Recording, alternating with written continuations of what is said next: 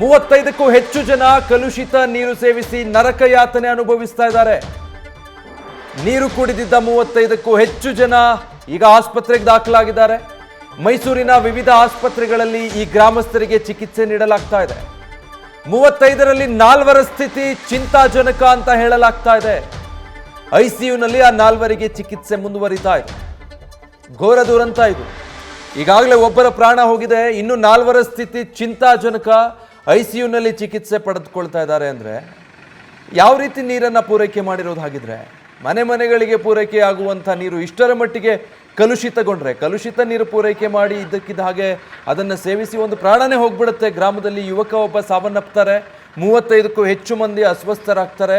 ಆ ಪೈಕಿ 4 ಸ್ಥಿತಿ ಚಿಂತಾಜನಕವಾಗಿದೆ ಅಂದರೆ ಯಾರನ್ನ ಹೊಣೆಗಾರಿಕೆ ಇದಕ್ಕೆ? ಹಾಗಿದ್ರೆ ಯಾರನ್ನ ಹೊಣೆಗಾರರನ್ನಾಗಿ ಮಾಡಬೇಕು?